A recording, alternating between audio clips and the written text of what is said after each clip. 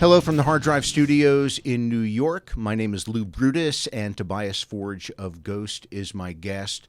Before we began, you were kind enough to sign a number of my tour posters. I'm a degenerate collector of music memorabilia, particularly posters. You guys have had some incredible designs. Artistically, just to look at the band is an absolute joy. But let's begin with the posters. Do you bring symbols to artists and say, I'd like to include this, I want a certain vibe to it? How deep into the weeds do you get with the design of tour posters and, by extension, album art and everything else that goes along with it? Over the years, I have been very. I can be, I guess, to annoyance particular. But looking through our entire sort of catalog of stuff, a lot of the things that we're doing, especially on the shirts, are not always things that I am initiator of. Because nowadays, we have so many fans and so many people around the world that actually just sort of do things. So we have a tendency to, if we see someone, an artist who just does magnificent art, and especially if they're already doing ghost-related art, we just reach out and start collaborating. But when it comes to the record sleeves and the tour posters, I'm usually quite particular. Or at least I try to find a form for the posters, for example. I mean, on this tour cycle, let me put it that way, a pale tour named Death, which is, it's going to stretch for a while, and it's going to be called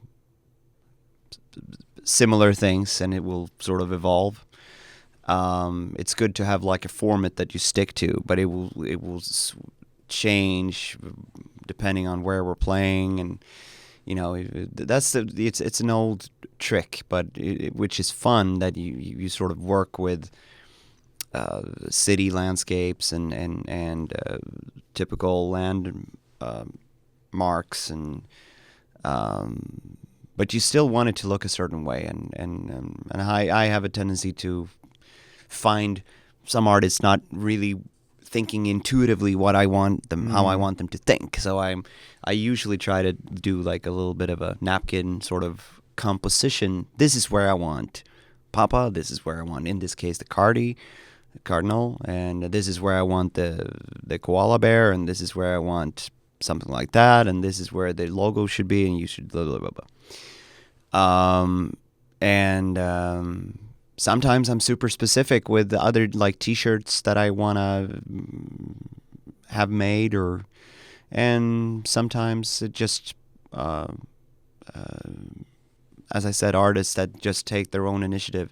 So it depends. But I am very, very specific with our album art, because where the T-shirts and the posters and a lot of the artwork that we sort of have on tour, as with the live show, it's, slightly more tongue-in-cheek. It's slightly more comedic. I mean, sort of borderline into slapstick sometimes, with the shirt with the Marilyn sort of pop-up being, blowing up his skirt and all that. Whereas on the records, the actual recordings I tend to not want to be as comedic. I don't want it to be funny that way. I want the records to be the serious. I like to compare it to, it's the scripture. So that's the Bible. I understand. And the live show is sort of the interpretation of it. So it's slightly more loose. It's like, it's a little bit more of an interpretation of the ritual. So when you are trying to conduct a ritual, it's always a little, it's you sort of fuck up a little, and it gets a little bit that, and everybody starts giggling, and everybody's a little bit nervous. And that's the point. That's why I want the records to be a little bit more rigid and a little bit more firm, and not. That's the sort of the serious side of it, and then the live show and our interpretation, our reenactment of these songs are a little bit more fun. Well, and I think you've begun now to scrape the surface of why I think the band is so popular, and why people like to delve in so deeply. You've created, I don't even know what term to use, your own world or an alternate world or your own Marvel Ghost universe of characters and songs and images and symbols. How long had this fermented in your mind, and how much does it continue to do so? You strike me as the sort of fellow who's kept up some nights by your own thoughts because you keep thinking things through. So by way of a question, where did it all come from to create this world, and then how did you build it all out? I think it started smashing our couch at home. Yeah. Probably. I mean, from a perspective where I grew up on VHS fantasy, and hard rock and shock rock. I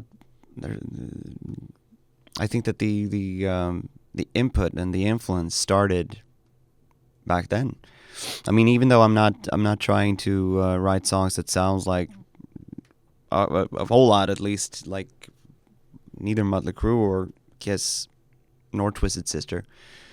They are, without a doubt, a very, very big influence on me and what I wanted to do, and I want to rock, But again, you've created this sort of world for yourself. Yeah. Sort of self-sustaining creative kingdom. I have no idea what to call it. There aren't that many artists, I think, that have created such a complete world. No, I don't know. I mean, it's I think it's very much part of my personality. I'm not much of a. I've tried to become. I'm trying my best to be a sort of a seize the day sort of person, but. And I've with age, knowing how to distribute time to a certain degree, or at least trying to harness that. Spending a lot of time on the road, and having a family and 2 kids that I want to hang out with. I'm getting better at the idea of sort of like enjoying a moment, but that is something that I've learned. Later in life. Most of my life I've spent wishing to be someplace else, and I have a default mechanism that makes me sort of, as soon as I have a second to let my thoughts wander, they have a tendency to just and I think that is that's just how I am.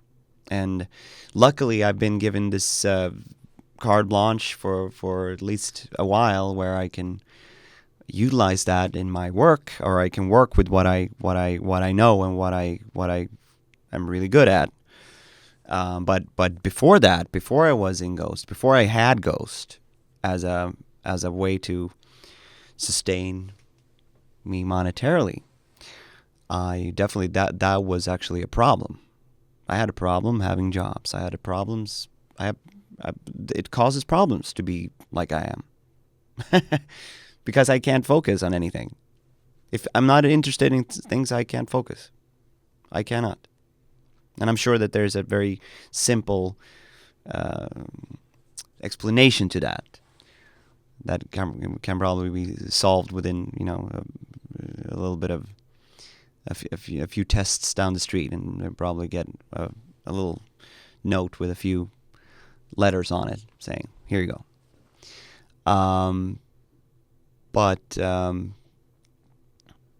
So I create my own world where everything is cooler than